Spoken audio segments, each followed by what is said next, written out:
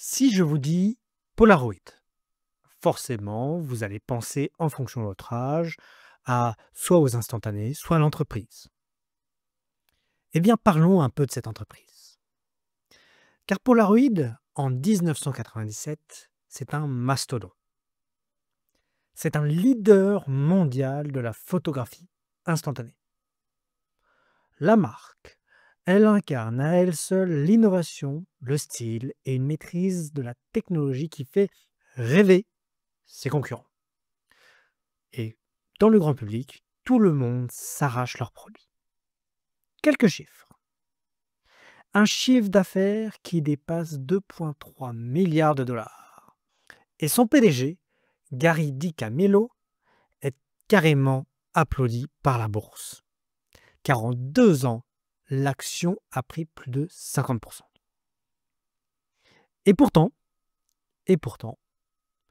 moins de 4 ans plus tard, Polaroid va déposer le bilan. Qu'est-ce qui s'est passé? Qu'est-ce qui a mal tourné? Pourquoi une entreprise aussi innovante, aussi bien informée des mutations technologiques, s'est-elle effondrée sur elle-même, alors qu'elle avait vu venir le virage numérique? Et bien aujourd'hui, j'ai envie de vous proposer de disséquer le processus de décision, ou plutôt la chaîne de décision, les croyances stratégiques et toutes les causes qui ont provoqué la chute de Polaroid.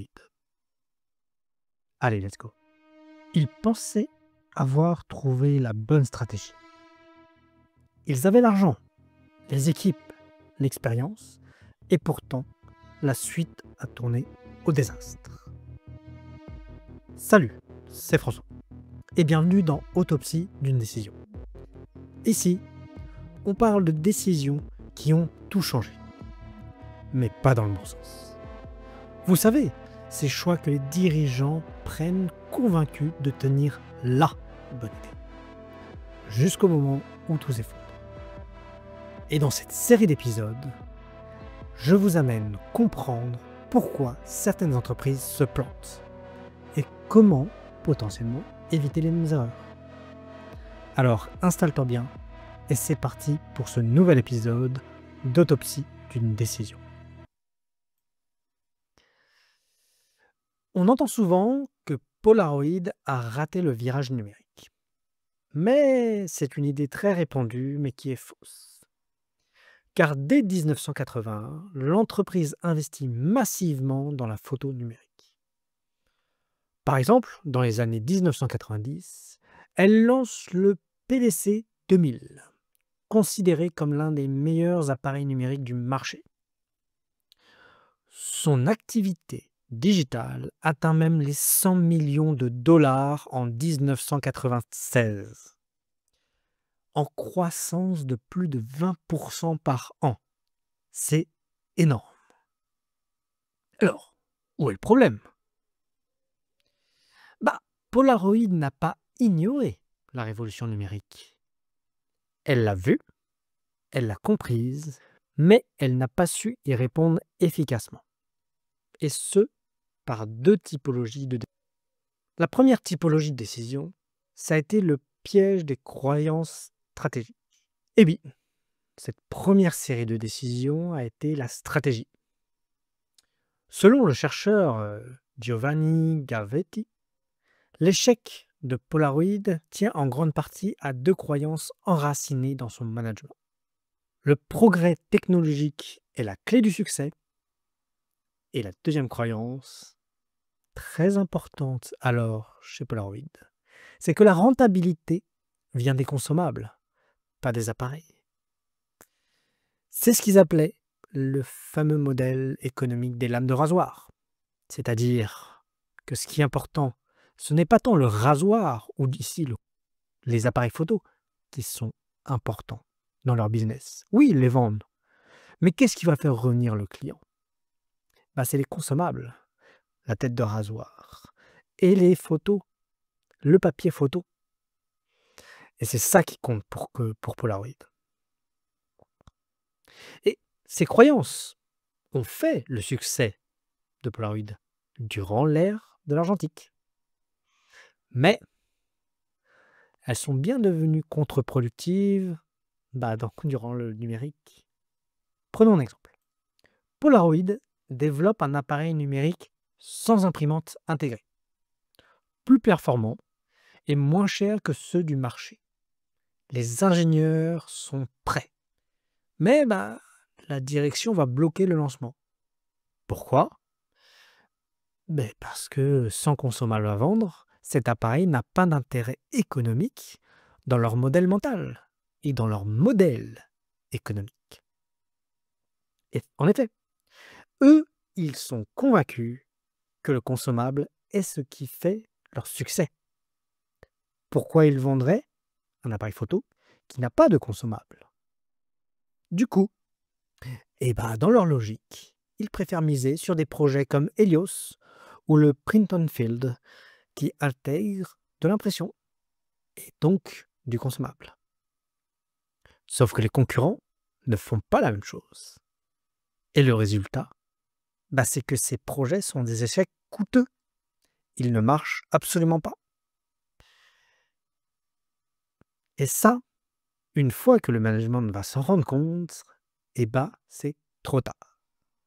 Car effectivement, va rentrer notre deuxième partie de décision qui va rendre l'histoire encore plus compliquée. C'est l'inertie organisationnelle. Reparlons un peu de notre ami Di Camillo. Vous savez, le PDG qui était acclamé par la bourse. Quand il va arriver au sein de Polaroid, c'est déjà pas la panacée. Alors, il va essayer de tout changer. Il va notamment définir plusieurs axes stratégiques et le premier, le plus important, sera le numérique. Et pourtant, rien ne va changer. Pourquoi?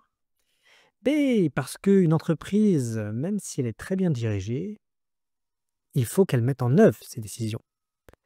Et là, nous avons un exemple parfait chez Polaroid, comme quoi ça n'a pas été fait. Effectivement, des ressources ne sont pas réallouées envers les nouveaux projets. Les anciens projets continuent d'être financés, souvent par simple reconduction de budget. Et croyez pas que ça arrive que chez Polaroid, cette reconduction de budget. En effet, une étude a montré, faite auprès de 1600 entreprises très diversifiées, que dans 92% des cas, les allocations budgétaires étaient répétées d'une année sur l'autre sans être bougées. Autrement dit, ces entreprises répètent le passé. Donc, quand on ne réalloue pas des budgets et que toujours les anciens projets sont financés, forcément, ça ne va pas aller dans le bon sens. Cela d'autant plus que le management chez Polaroid n'était pas très convaincu. Du coup, ce qui est le plus comique, entre guillemets, c'est que Polaroid n'est pas mort parce que, si on prend une allégorie qui fera penser au Titanic, Polaroid n'est pas mort parce que il n'a pas vu l'iceberg, mais c'est parce qu'il n'a pas su virer de bord assez vite. Trop gros, trop lent, trop attaché à ses anciennes cartes. Du coup, c'est l'échec. On peut toujours imaginer que Polaroid aurait pu réussir dans le numérique. Ah oui, elle en avait les compétences, la technologie, la vision stratégique. Mais c'est là où on se rend compte que les décisions clés, comme retarder le lancement d'un produit viable, continuer à croire au modèle économique qu'on a de base, sous-investir dans des canaux pourtant qui peuvent sembler aujourd'hui très importants. Toutes ces décisions clés ont scellé son destin et l'ont amené à la chute.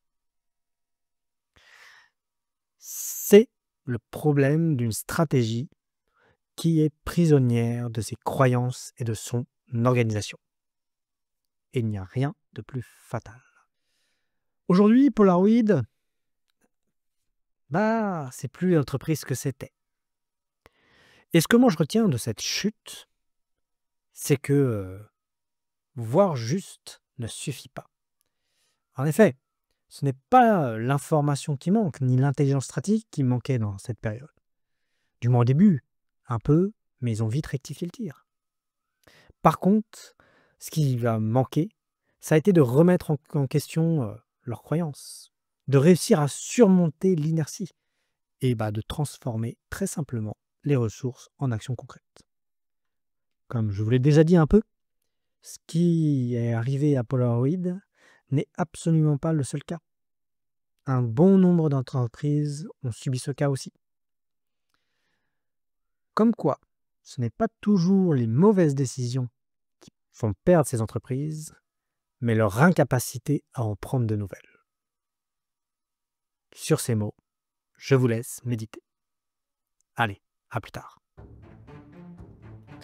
Tu l'as compris, les grandes entreprises tombent rarement à cause d'une seule mauvaise décision.